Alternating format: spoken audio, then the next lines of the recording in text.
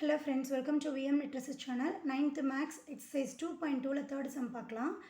Express the rational number 1 divided by 33 in requiring decimal form by using a requiring decimal expansion of 1 divided by 11. Hence write 71 divided by 33 in requiring decimal form.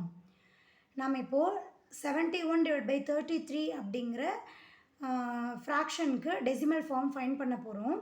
எப்படி கண்டுபிடிக்க சொல்லியிருக்காங்கன்னா 1 divided by 11க்கான decimal எக்ஸ்பென்ஷன் find பண்ணிவிட்டு அந்த வேல்யூவை 1 divided by 33 வச்சு use பண்ணணும். தென் 1 divided by 33க்கு find பண்ண வேல்யூவை 71 by 33க்கு நம்ம சப்ஸ்டியூட் பண்ண போகிறோம். ஓகேவா, ஸ்டெப் பை ஸ்டெப் பார்க்கலாம்.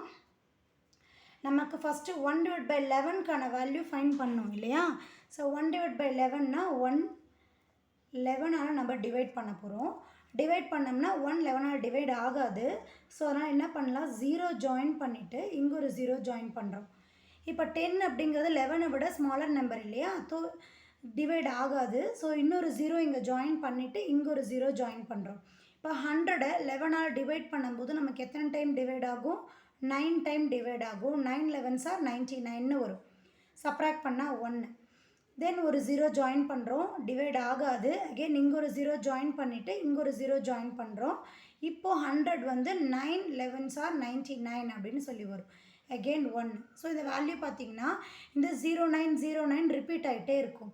ஸோ இந்த வேல்யூக்கு எப்படி எழுதலாம், 0.0909 up to etcetera.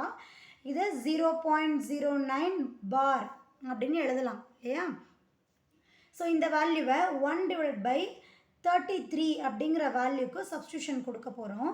1 divided by 33ஐ எப்படி நம்ம செப்பரேட் பண்ணலான்னா 1 divided by 3 into 1 divided by 11 எழுதலாமா. ஸோ 1 divided by 3ஐ 1 divided by 11ஆல் மல்டிப்ளை பண்ணும்போது இதுக்கான வேல்யூ தான் நம்ம இங்கே ஃபைண்ட் பண்ணி வச்சுருக்கோம். 0.090909 அப்படின்னு சொல்லி வேல்யூஸ் நம்ம ஃபைண்ட் பண்ணி வச்சுருக்கோம். இப்போ 1 divided by 3ஐ 0.0909ஆல் மல்டிப்ளை பண்ணும்போது நமக்கு என்ன ஆன்சர் கிடைக்கும். இப்போ இது வந்து டிவைடில் இருக்குது, இதை நம்ம க்ராஸ் பண்ணிடலாம்ல. க்ராஸ் பண்ணோம்னா 0.030303 அப் டு எக்ஸெட்ரா அப்படி வருமா. ஸோ 1 divided by 33க்கு நம்ம என்ன வேல்யூ ஃபைண்ட் பண்ணியிருக்கோம் பாருங்கள், 0.030303 அப்படின்னு சொல்லிட்டு நம்ம ஃபைண்ட் பண்ணியிருக்கோம். இப்போது நம்ம ஃபைனலாக ஃபைண்ட் பண்ண வேண்டிய வேல்யூ என்னது, டு ஃபைண்ட் 71 divided by 33 அப்படிங்கிற வேல்யூ தானே நம்ம கொஷினில் கொடுத்துருக்காங்க. இந்த வேல்யூ தான் நம்ம ஃபைண்ட் பண்ண போகிறோம். ஸோ இதை எப்படி எழுதலாம், இதை நம்ம முதல்ல மிக்ஸ்டு ஃப்ராக்ஷனாக கன்வெர்ட் பண்ணிக்கலாம். ஓகேவா. ஸோ மிக்ஸ்டு ஃப்ராக்ஷனாக கன்வெர்ட் பண்ணணும்னா என்ன பண்ணுவீங்க, 71ஐ 33ஆல் டிவைட் பண்ணணும் இல்லையா. 71ஐ 33ஆல் டிவைட் பண்ணணும்னா 2 33s are 66 அப்படின்னு கிடைக்கும். இப்போ சப்ராக்ட் பண்ண நமக்கு ஆன்சர் இங்கே 5ன்னு வரும். ஸோ இதை எப்படி எழுதுவீங்க, இங்கே வந்து நமக்கு குவாஷியன்ட் 2, ரிமைண்டர் 5, டிவைசர் வந்து 33. இது வந்து நமக்கு குவாஷியன்ட், இது வந்து நமக்கு ரிமைண்டர், இது வந்து நமக்கு டிவைசர். ஃபார்மேட் எப்படி எழுதுவோம், q + r/d அப்படிங்கிற ஃபார்மில் தானே எழுதுவோம். ஸோ அப்படி எழுதுனா 2 5 divided by 33 அப்படின்னு கிடைக்கும். 2 அப்படிங்கிறது ஹோல் நம்பர், ஸோ அதை அப்படியே எழுதிக்கலாம். 5 divided by 33.